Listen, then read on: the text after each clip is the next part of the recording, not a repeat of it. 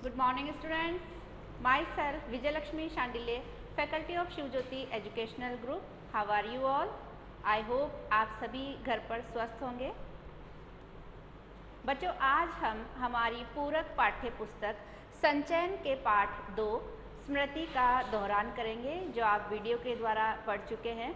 बच्चों, इस पाठ के लेखक पंडित श्री राम शर्मा है. उन्होंने इस पाठ में बाल्यकाल में अपने जीवन में घटित होने वाली एक रोमांचकारी घटना का वर्णन किया है. तो आइए बच्चों, हम कुछ स्मरणीय बिंदुओं के माध्यम से उसके इस पाठ का दोहरान करते हैं. चिल्ला जाड़ा पड़ रहा था. लेखक झरबेरी के बेर तोड़कर खा रहे थे. बच्चों, चिल्ला जाड़ा यानी कि कड़ाके की सर्दी. लेखक ने इस पाठ में उस घटना का वर्णन किया है जो सर्दी के दिनों में उनके साथ घटित हुई. बहुत कड़ाके की ठंड यानी सर्दी पड़ रही थी और लेखक अपने दोस्तों के साथ झरबेरी यानी बेर की झाड़ियों में से बेर तोड़ तोड़ कर खा रहे थे. भाई साहब के बुलाने पर घर लौटते समय उनकी मार का डर. जब लेखक अपने मित्रों के साथ बेर खा रहे थे, तभी एक व्यक्ति उन्हें जोर से आवाज़ लगाता है और वह उन्हें उनके बड़े भाई साहब का संदेश देता है कि भाई साहब उन्हें घर बुला रहे हैं. ये सुनते ही लेखक डर जाते हैं, क्योंकि उन्हें ये लगता है कि शायद किसी ने घर जाकर ये शिकायत कर दी है कि वह झाड़ियों से बेर तोड़कर खा रहे हैं, और इसीलिए भाई साहब की मार के डर से वे घबरा जाते हैं. भाई साहब का पत्र देकर उन्हें मक्खनपुर डाक खाने में डाल आने को कहना. जब लेखक अपने छोटे भाई के साथ घर पहुंचते हैं तो वे देखते हैं कि उनके बड़े भाई साहब आंगन में बैठे हुए पत्र लिख रहे हैं, और लिखने के बाद वे लेखक को वे पत्र देते हुए कहते हैं कि इन्हें मक्खनपुर के डाक खाने में जाकर डाल आओ. दोनों भाइयों का अपना अपना डंडा लेकर घर से निकलना और लेखक का चिट्ठियों को टोपी में रखना. जब बड़े भाई साहब उन्हें पत्र देते हैं तो लेखक अपने छोटे भाई के साथ घर से निकल जाते हैं मक्खनपुर के डाकखाने में पत्र डालने के लिए. और लेकिन निकलने से पहले वे दोनों भाई अपने साथ अपना एक एक डंडा भी ले लेते हैं, जो लेखक को बहुत ही प्रिय होता है. लेखक भाई साहब के द्वारा दी गई चिट्ठियों को अपनी टोपी में रख लेते हैं. 24 हाथ गहरे कच्चे कुएं में एक भयंकर काला सांप रहता था. मक्खनपुर पढ़ने जाने वाले बच्चों की पूरी वानर टोली थी. बच्चों, जब लेखक अपने घर से मक्खनपुर के लिए निकलते हैं तो वैसे भी लेखक, उनका छोटा भाई और जितने भी उनके मित्र होते हैं, वे सभी मक्खनपुर पढ़ने के लिए प्रतिदिन जाया करते थे. और जब वे मक्खनपुर जाते थे तो रास्ते में एक कच्चा कुआं पड़ता था. बहुत गहरा वह कुआं था और उस कुएं के अंदर एक भयंकर काला सांप रहता था. तो ये उन बच्चों का प्रतिदिन का एक नियम बन गया था कि जब भी वे मक्खनपुर पढ़ने के लिए जाते थे तो वे वहाँ से निकलते हुए उस कुएं में एक पत्थर का ढेला फेंकते थे. कुएं में ढेला फेंकते ही अंदर से सांप क्रोधित होकर फुसकार की ध्वनि करता. वो अपने नियमानुसार बच्चे प्रतिदिन उसमें पत्थर का या मिट्टी का एक ढेला फेंकते, और ढेला फेंकने पर अंदर से सांप क्रोधित होकर प्रतिध्वनि के रूप में फुसकार करता था, और बच्चों को सांप की ये फुसकार की ध्वनि सुनकर बहुत ही आनंद आता था.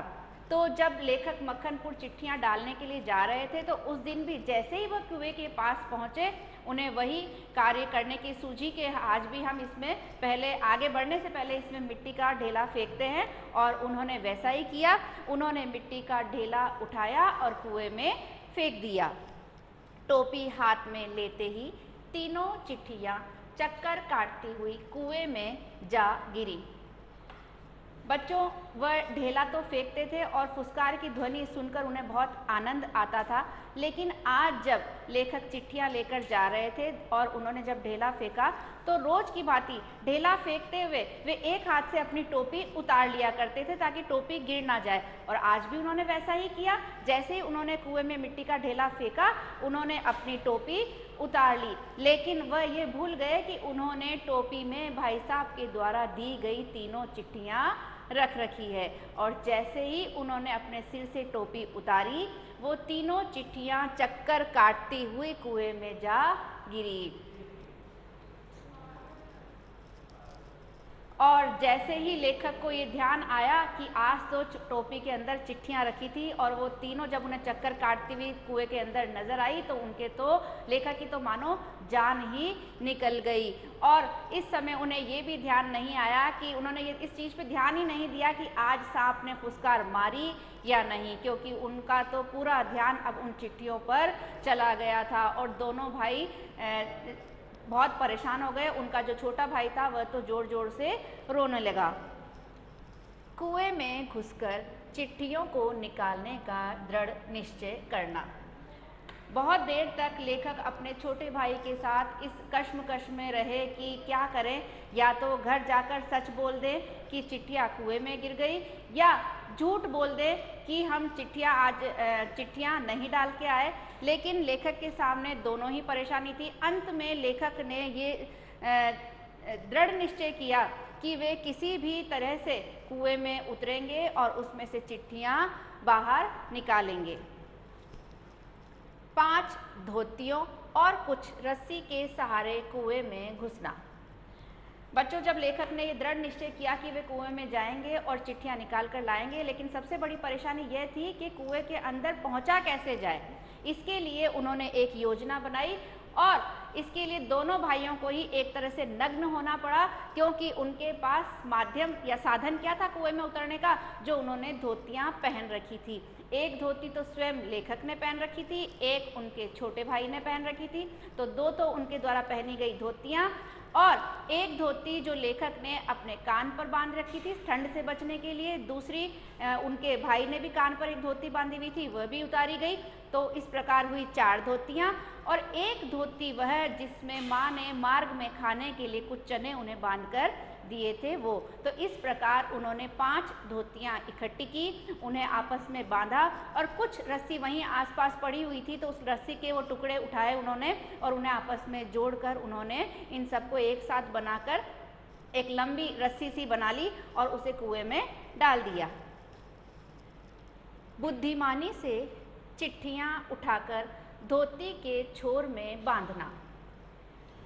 बच्चों, उन्होंने इन सारी धोतियों और कुछ रस्सी के टुकड़ों से रस्सी तो बना ली, उसे उन्होंने कुएं में भी डाल दिया। लेकिन सबसे बड़ी परेशानी जो थी वह यह थी कि वो जो काला सांप कुएं के अंदर रहता था उसके पास से उन चिट्ठियों को उठाना। जब लेखक कुएं में कूदे तो वे अपने साथ वह जो डंडा घर से लेकर निकले थे उसे भी लेकर गए, क्योंकि वही एक उनके पास हथियार था जिससे कि वह सांप का मुकाबला कर चिट्ठियों को ले सकते थे। तो जब लेखक कुएं में उतरे, उन्होंने बहुत मुश्किल से चिट्ठियों को उस डंडे के सहारे सांप के पास से ले लिया और उन्हें हाथ में लेकर उन्होंने धोती के छोर में उन चिट्ठियों को बांधते हुए छोटे भाई को इशारा किया। छोटे भाई ने तुरंत वह धोती ऊपर खींचकर उन चिट्ठियों को खोलकर अपने पास रख लिया। वापस से वो रस्सी जो धोतियों के सहारे जो रस्सी बनाई गई थी कुएं में डाली गई, क्योंकि अब लेखक को भी ऊपर चढ़ना था। लेखक का 11 वर्ष की अवस्था में कुएं में 36 फुट चढ़ना। बच्चों, उतरना तो आसान था, लेकिन इतनी ऊंचाई पर वापस अपने दोनों हाथों के बल धोतियों को पकड़कर ऊपर चढ़ना बहुत ही कठिन कार्य था। लेकिन करना तो था ही, क्योंकि अंदर काला सांप था और उसके साथ तो रहना ही संभव नहीं था। और इसीलिए लेखक अपने हाथों से बहुत सावधानी पूर्वक धोती को पकड़कर ऊपर चढ़े। हालांकि इसमें उन्हें बहुत संघर्ष करना पड़ा और इससे उनकी बाहें भर गई, यानी कि उनके दोनों हाथ जो है वो दर्द होने लगे, बहुत तेज़ दर्द होने लगे। उनकी सांस फूल गई और सांस ऐसे चल रही थी जैसे धोखनी चलती है ना, उस तरह से उनकी सांस जोर जोर से चलने लगी। और लेखक उस समय मात्र 11 वर्ष के थे और 11 वर्ष की अवस्था में कुएं में 36 फुट चढ़ना बहुत ही कठिन कार्य था, लेकिन लेखक ने अपनी हिम्मत के बल पर इस कार्य को पूरा किया। जब लेखक कुएं से बाहर निकले तो वे इतने थक चुके थे कि बिल्कुल बेहाल निढाल होकर वे जमीन पर लेट गए और कुछ क्षण बाद वे वापस उठे। उन्होंने अपने कपड़े पहने, उन्हें झाड़ा और छोटे भाई के साथ वे मक्खनपुर डाकखाने में चिट्ठियां डालने के लिए निकल पड़े। बच्चों, ये घटना लेखक को उस समय याद आई जब उन्होंने 10वीं की परीक्षा पास कर ली थी, क्योंकि उन्होंने घर में इस घटना के विषय में किसी को नहीं बताया था। उन्होंने छोटे भाई को भी ये चेतावनी दी थी कि घर जाकर इस घटना का जिक्र किसी से भी ना करें। आज जब लेखक बहुत बड़े हो गए थे, 10वीं परीक्षा पास करने के बाद जब वे अपनी माँ के पास बैठे हुए थे तो उन्होंने अपनी माँ को ये सारी घटना बताई। जब उन्होंने अपनी माँ को एक घटना बताई तो उनकी माँ की आंखों से आंसू बहने लगे और उन्होंने लेखक को अपनी गोद में प्यार से वैसे ही बिठा लिया जैसे कि एक चिड़िया अपने बच्चों को प्यार से अपने पंखों के नीचे ढक लेती है। तो इस प्रकार बच्चों, लेखक ने बहुत ही समझदारी और बुद्धिमानी से इस उनके साथ जो घटना घटित हुई उसका सामना किया और जो भाई साहब के द्वारा जो कार्य उन्हें सौंपा गया था उसे उन्होंने दृढ़ निश्चय के साथ पूरा किया। बच्चों, अब हम इस पाठ में कुछ आंतरिक प्रश्न हैं जो मैं आपको यहाँ पर दोहरान करवाऊंगी और आप इनको बुक में भी, जिनके पास बुक है आप बुक में लिख सकते हैं और नहीं है तो आप रफ कॉपी में इनको लिख सकते हैं। बच्चों, हमारा पहला आंतरिक प्रश्न है, लेखक ने चिट्ठियाँ कहाँ रख ली? पाठ के आधार पर बताइए। उत्तर है, लेखक ने चिट्ठियों को अपनी टोपी में रख लिया था। Page number 9। बच्चों, आप अपनी बुक में पेज नंबर 9 पर ऊपर ही जो फर्स्ट पैराग्राफ है उसकी लास्ट लाइन चिट्ठियों को, यहाँ पर आप आंसर मार्क कर सकते हैं बच्चों, लेकिन चिट्ठियों से पहले आप वहाँ पे मेंशन कर दीजिए लेखक ने चिट्ठियों को, मैंने को कट करके आप अपनी टोपी में रख लिया। बस इतना ही इसका उत्तर है, आप बुक में भी इसको मार्क कर सकते हैं। हमारा दूसरा आंतरिक प्रश्न है, चिट्ठियां गिरने के बाद लेखक की क्या हालत हुई? पाठ के आधार पर बताइए। उत्तर है, लेखक की तो मानो जान ही निकल गई। Page number 11। बच्चों, आप अपनी बुक में पेज नंबर 11 पर ये प्रश्न आप ऊपर भी लिख सकते हैं और इसका आंसर बच्चों फर्स्ट पैराग्राफ में ही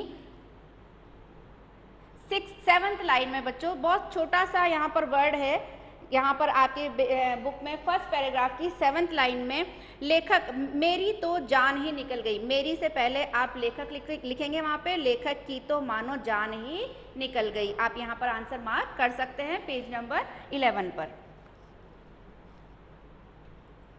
बच्चों, हमारा तीसरा आंतरिक प्रश्न है, लेखक पर दोहरी जिम्मेदारी कौन सी थी? स्मृति पाठ के आधार पर बताइए। उत्तर है, लेखक पर सच बोलकर पिटने के भावी भय और झूठ बोलकर चिट्ठियों के न पहुंचने की दोहरी जिम्मेदारी थी। Page number 11। बच्चों, आप इस प्रश्न को भी पेज नंबर 11 पर ही लिख सकते हैं लास्ट में, क्योंकि इसका उत्तर भी आपको जो लास्ट पैराग्राफ है उसी में इसका आंसर है। आप नीचे से काउंट कर सकते हैं 1 2 3 4 5, नीचे से जो 5th लाइन है बच्चों वहाँ पर आप इसे मार्क कर सकते हैं। सच बोलकर पिटने के भावी भय और झूठ बोलकर चिट्ठियों के न पहुंचाने की दोहरी जिम्मेदारी, आप वहां पर दोहरा वर्ड लिख सकते हैं, दोहरी जिम्मेदारी लेखक के ऊपर थी। यहां पर आप इसका आंसर मार्क कर सकते हैं। चौथा आंतरिक प्रश्न है, लेखक ने अंत में कौन सा दृढ़ संकल्प किया और क्यों? स्मृति पाठ के आधार पर बताइए। लेखक ने, इसका उत्तर है, लेखक ने कुएं में घुसकर चिट्ठियों को निकालने का दृढ़ निश्चय किया। उन्हें विश्वास यह था कि डंडे से सांप को पहले मार दूंगा, तब फिर चिट्ठियाँ उठा लूँगा। बस इसी दृढ़ विश्वास के बूते पर लेखक ने कुएं में घुसने की ठानी। पेज नंबर 12 पर। बच्चों आप इस प्रश्न को पेज नंबर 12 पर ऊपर ही लिख सकते हैं और इसका उत्तर भी फर्स्ट पैराग्राफ की सेकंड लाइन, आप वहां पर ब्रैकेट बना सकते हैं। फर्स्ट पैराग्राफ की सेकंड लाइन है, कुएं में घुसकर चिट्ठियों को निकालने का निश्चय से पहले आप वहां पर दृढ़ लिख सकते हैं, दृढ़ निश्चय किया। और उसके बाद क्यों के उत्तर के लिए बच्चों इसी पैराग्राफ में सेकंड लास्ट लाइन, विश्वास यह था, उससे पहले आप उन्हें लिखेंगे, उन्हें विश्वास ये था कि डंडे से सांप को पहले मार दूंगा फिर चिट्ठियां उठा लूंगा। बच्चों घुसने की ठानी तक आपको ये आंसर लिखना है। आई होप बच्चों आपने अपनी बुक में ये आंतरिक प्रश्न अच्छे से मार्क कर लिए होंगे। बच्चों अब हम पाठ्य पुस्तक पर आधारित प्रश्न उत्तरों का दोहरान करेंगे। हाँ तो बच्चों हमारा प्रश्न है, सांप ने फुसकार मारी या नहीं, ढेला उसे लगा या नहीं, यह बात अब तक स्मरण नहीं। यह कथन लेखक की किस मनोदशा को स्पष्ट करता है? लेखक के द्वारा कुएं में ढेला फेंककर फुसकार सुनने की प्रवृत्ति के कारण उनकी टोपी में से तीनों चिट्ठियां कुएं में गिर गई, जिसके कारण लेखक का बाल मन चिंतित व भयभीत हो उठा। अगला प्रश्न है, किन कारणों से लेखक ने चिट्ठियों को कुएं से निकालने का निर्णय लिया? उत्तर है, लेखक को भाई साहब से पिटने का भय था और चिट्ठियों के पहुंचाने की जिम्मेदारी उनके ऊपर थी। लेखक को स्वयं पर विश्वास था कि वह सांप को मारकर चिट्ठियों को कुएं से निकाल लेगा। इस दृढ़ विश्वास के कारण लेखक ने यह जोखिमपूर्ण निर्णय लिया।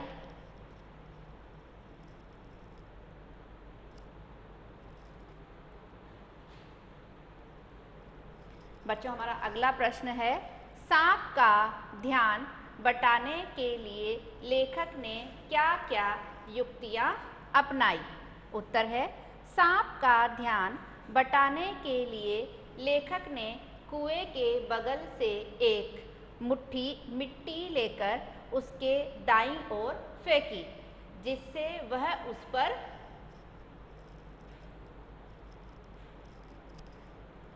पर झपटा।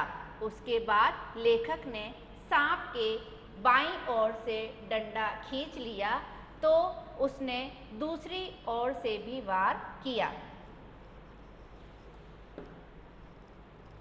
आई होप बच्चों आपको ये पाठ अच्छे से समझ में आया होगा। आपने मेरे साथ इस पाठ का अच्छे से दोहरान किया होगा।